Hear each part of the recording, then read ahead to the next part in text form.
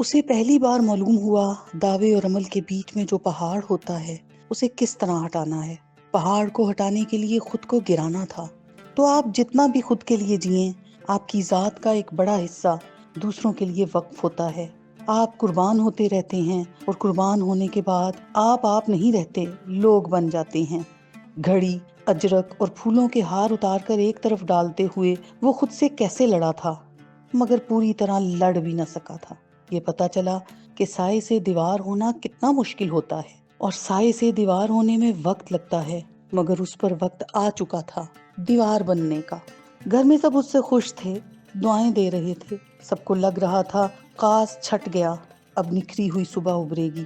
اسی دکھ پر سارنگ نے اپنے سکون کی چادر وار دی تھی۔ بس وہ دو لوگ یعنی سارنگ اور سندھیا جو عجیب سے احساس میں گھرے تھے، باقی سب خوش تھے اس نکاح سے۔ ایک سندھیا اداس تھی اور ایک وہ دکھی تھا، بلکہ اکیلا تھا اپنی سوچ میں، احساس میں۔ زندگی کیا تھی، خواب کیسے تھے اور سوچا کیا تھا، ہو کیا گیا اور ہونا کیا تھا۔ وہ بستر پر سیدھا لیٹ گیا اور چھت کو تکنے لگا۔ جب آپ خود سے نظر چراتے ہیں، جب آپ خود کا سامنا نہیں کر پاتے، جب کچھ ماننے میں دقت ہوتی ہے، تب آپ لا علمی کا مظاہرہ کرتے ہیں خود اپنے ساتھ، اور یہ وہ وقت ہوتا ہے جب آپ کی ذات یا تو آپ پر ہنستی ہے یا پھر رو دیتی ہے۔ مولا بخش، اب تو خوش ہے نا؟ تجھے تو سارنگ بڑا عزیز تھا، تو خوش ہوگا ہے نا؟ وہ اس کی تصویر لیے کھڑی تھی جب سندھیا دروازے کے پاس رک گئی۔ دیکھ تو میں بھی خوش ہوں تیری خوشی میں، پر مولا بخش سندھیا خوش نہیں ہے، وہ خوش نہیں ہے مولا بخش، اسے سمجھا کہ وہ خوش ہو۔ سبھاگی کا لہجہ گیلا تھا۔ وہ شکر ہی نہیں کرتی، تو شکر کرتا تھا نا، اور مجھے یہ سمجھاتا تھا کہ میں بھی ہر حال میں شکر کرتی رہوں۔ مولا بخش، تو جس دن مجھے چھوڑ گیا تھا میں اس دن بہت روئی تھی، آواز بوجھل تھی۔ سندھیا کو لگا اس کا دل پھٹ جائے گا۔ میں بھی بہت روئی تھی مولا بخش، میں یہ تو نہ کہہ سکی کہ تیرا شکر ہے، مگر میں نے یہ بھی نہیں کہا کہ اللہ جی یہ کیا کیا۔ بس کر دے اماں، بس کر دے۔ وہ آگے بڑھ کر لپٹ گئی۔ میں بس کر دوں تو خوش ہو جائے گی سندھو؟ نے سندھیا کو پیار کیا۔ میں خوش ہوں اماں، میں خوش ہوں۔ وہ بلبلا کر روئی۔ ان کی آنکھ سے آنسو پہنچ کر وہ خود رو پڑی۔ اماں میں کتنی خوش ہوں، دیکھ میں خوش ہوں، روتے ہوئے کہے جا رہی تھی۔ اماں میں بہت خوش ہوں۔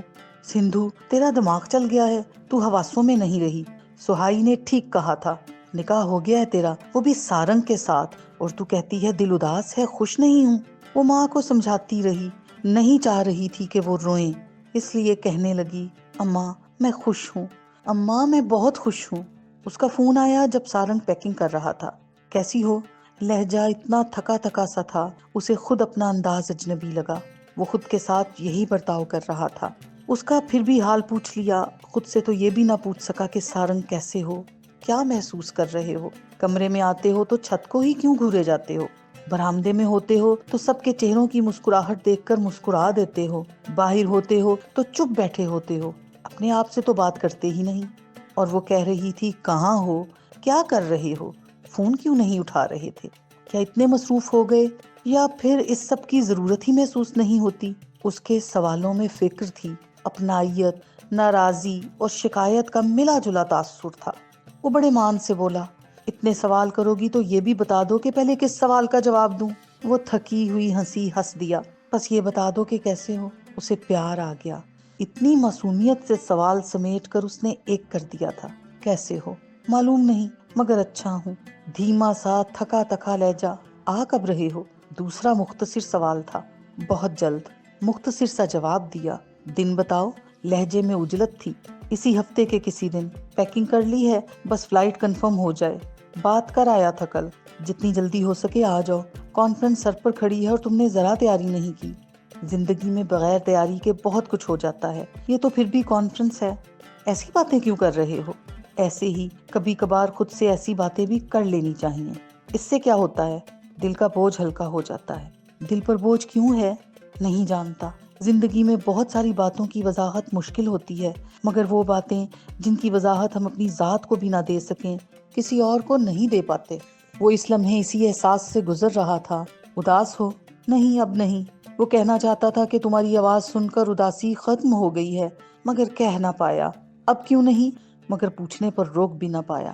اب تم سے جو بات ہو گئی ہے۔ اچھا، وہ بے ساختہ ہنسی تھی، کچھ تھا ہنسی میں، کھلکھلاہٹ سی، عجیب سا مان تھا، مگر اس کی ہنسی میں جو خوشی تھی وہ اس کی سماعتوں تک ضرور پہنچ گئی تھی۔ جلدی سے آ جاؤ، وہ گنگنائی۔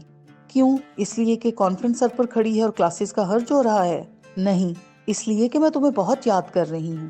تو اس طرح کہو نا۔ وہ مسکرا کر بیٹھ گیا۔ آج یہاں موسم بہت خوبصورت ہے، میں تمہیں ڈھیر ساری تصویریں بھیجتا ہوں۔ ہاں ضرور بھیجو، ایک اپنی بھی بھیج دینا ساتھ میں۔ اپنی کیوں؟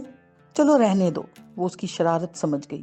بس ایسے ہی کہہ دیا تھا، کچھ باتیں ایسی ہی ہوتی ہیں، بہت معمولی سی، مگر دل کے اندر خوشی بھر دیتی ہیں۔ ایسے ہی کہہ دیا تو اچھا کیا۔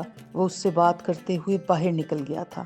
سندھیا نے کھڑکی سے اسے چھت کی طرف جاتے ہوئے دیکھا تھا۔ اس کا موڈ بہت اچھا تھا۔ وہ فون کان سے لگائے ہوئے باتیں کرتا ہوا اپنی دھن میں اوپر جا رہا تھا۔ اتنے دنوں بعد اس نے پہلی بار اس کا موڈ خوشگوار دیکھا تھا، ورنہ جہاں وہ کھڑی ہوتی تھی وہ کنارہ کر لیتا تھا، دیکھتا ہی نہیں تھا نظر اٹھا کر۔ اگر کبھی اتفاق سے نظر پڑ جاتی تھی تو رخ بدل دیتا، سر جھکا کر گزر جاتا۔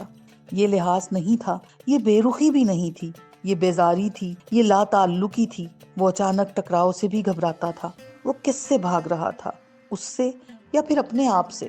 اس کے چہرے پر پہلے دن سے واضح لکھا تھا کہ وہ خوش نہیں ہے۔ سندھیا کو گھر کے سبھی افراد پر غصہ تھا، جو یہ کہتے ہوئے نہ تھکتے تھے کہ سارنگ تو بہت خوش ہے۔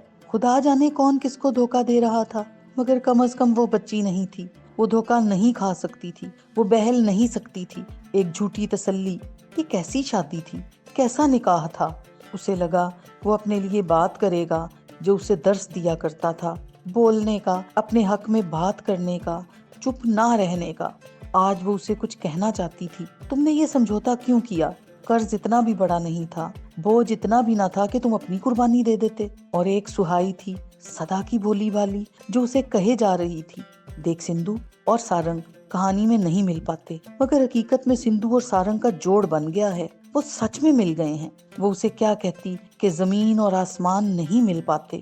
اسے یاد آیا ایک دن جوگی نے سارنگ سے کہا تھا، تو ساون ہے، تو ساجن ہے، خوشحالی ہے، تیرے نام کے 78 معنی ہیں، مگر سر فہرست سارنگ کو بہار، سبزہ یا خوشحالی اور برسات کے معنوں میں استعمال کیا جاتا ہے۔ چڑھتے ہوئے سورج کو بھی سارنگ کہا جاتا ہے۔